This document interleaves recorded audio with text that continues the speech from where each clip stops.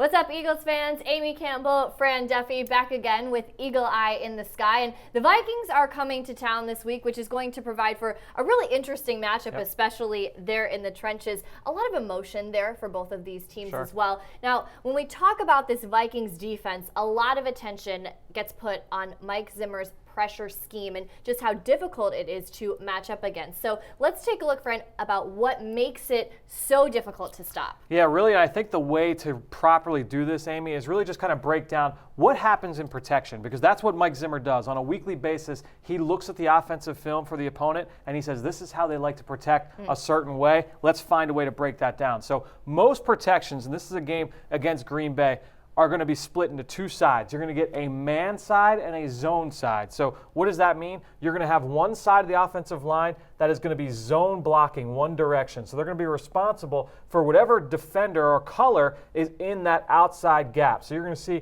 those guys are all going to match up on whoever is lined up to their outside. Conversely, on the other side, these guys are all going to be man-to-man. So the left guard, left tackle, they're matched up here, and you're going to get the running back manned up, man-to-man, with the linebacker, Eric Kendricks. Now, exactly, it's not ideal, especially when you're lined up right in front of the quarterback like this, and that's what makes this third down pressure look so tough. On almost every third down, you're going to get both of these linebackers lined up directly in the A gaps. And that presents that problem for offenses. They got to figure out, how are we going to block this up? There's really only two ways to properly do it. Because you have to account for these guys. They're 4 feet away from your quarterback. No question. You can't just guess, oh, you know what? One of these guys is going to come, one of them's not. We'll figure it out later. This is the shortest path to the quarterback. You have to make sure you account for them on every single snap. So we'll get to the other way that it gets blocked up later, but this is the most popular, is to make sure that one of these linebackers is blocked by the center and one of these linebackers is blocked by the running back. And teams will kind of mix it up and say, you know, this linebacker will be blocked by this near side running back and the other will be blocked by the center. They'll try and mix things up. That's the only part, the only guesswork that Zimmer has to do. But you can see right here, as they're going to slide right, so there's your slide protection on this side, and then you're going to go man-to-man across the board. Now, Zimmer knows this. He knows, you know what, they're going to take the running back and they're going to move him up to block this linebacker right in front of my quarterback. So what does he do? He inserts a safety, and that's Harrison Smith, most often used as a blitzer off the edge. He's going to come in scot-free, apparently, to try and get after the quarterback. He's had a lot of sacks that have been just off this exact look. So what do you need from a protection standpoint? You need your guys to not be robots and only block what they see directly in front of them. And Green Bay's right tackle here does an outstanding job of just taking two here with his block. You see him reach out with that right hand, keep Aaron Rodgers clean, allow him to step down out. Just enough to get Rodgers out of there. Exactly right. So that's just one example of one of the things they like to do, and it's all out of that initial pressure look. And they'll get to it late, just like they do here again in this game against Green Bay. They rotate into that look, and you're going to see both linebackers lined up over the A gaps. You kind of see Harrison Smith here as well off the edge. They love to line up this way on third down, but it's not just a straight kind of deal where everybody is either coming or guys are going to drop out. How often do they send everybody? It's very, very rare. Very rare. And it's tough to find it where they just say, okay, number 54, Eric Kendricks, you're going to go here. Number 55, you're going to go here, and it's nice and clean. I wish it were that clean, but it's often not. Then it would be easy to defend, right? Exactly right. So one of the things they like to do, too, is that they'll try and run different stunts. And we're used to seeing stunts from the D tackles and the D ends with guys looping in and out. Yeah. But what they'll do with these linebackers, again, lined up immediately in front of your quarterback, is that they're going to run different two-man games. You're going to see that with number 55 and 54 right here, again, right in front of the quarterback. Here's your zone side of the protection, right? Everybody's sliding that way. Here's your man-to-man. Everybody's manned up. And you can always tell which side is which just by looking at the center, because typically he's going to go the way of the zone side. So they know, you know what, this is going to be the zone side of the protection. I'm going to take the linebacker, Anthony Barr. I'm going to pin him inside, and I'm going to send 54. The running back's not going to think to pick up 54 because that's not his man in protection. His man is number 55. At least that's what they would think. Right. And the running back does a great job here of adjusting, and he picks up 54. Wow.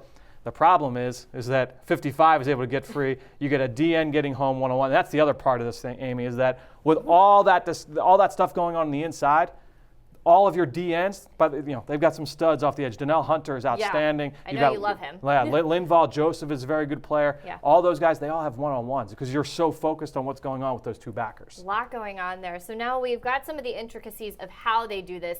This is an example. Now, the Vikings had their butt kicked in this game, but on this play, this is what not to do. Buffalo not looking so great here against this front. Yeah, so one thing I've noticed that teams are starting to do is that they'll take their running back and they'll just move him up in front of the quarterback and basically just tell the defense, hey, we're going to move the running back and he's going to be accountable for one of these linebackers, but at least he's going to make contact with the linebacker up close to the line of scrimmage, and he's not going to see him right here in the pocket. Remember that first play, the running back met the linebacker right in front of the quarterback. Just enough resistance, yeah. Exactly, but this all plays into Mike Zimmer's hands because you're now declaring how you're going to protect. So he's going to find different ways to try and attack that. So we talked about that two-man stunt we saw in that last one.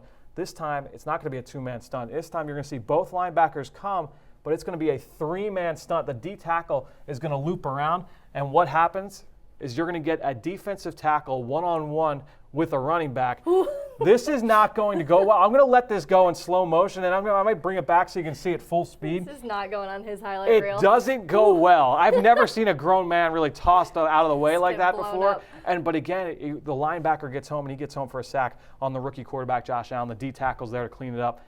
Not pretty. Not great. Not ideal for sure. So now we've got, this is the last time these two teams faced off. We know this went in the Eagles' favor. This is how they faced this front and what they did well here. Yep, so we actually put a couple plays in Eagles' game plan this week, which will be airing later on this week. And it's interesting just to see how they were able to mix things up. There were times where Corey Clement was responsible for one and Jason Kelce was responsible for another. There were also times where Corey Clement did an outstanding job of not just reading here, but then also coming across the formation to block Harrison Smith off the edge. He did some great things in pass protection. They've done some creative things in the past as well with Jason Kelce, and his athleticism allows you to say, you know what, start here and block, but if your man leaves, then come outside and block Harrison Smith. They've done some crazy stuff in the past with Jason Kelce against these looks, but one of the other ways that teams will try and block it, and again, it's going to sound crazy, but again, you're going to start with the zone side. Everybody's going to slide one way.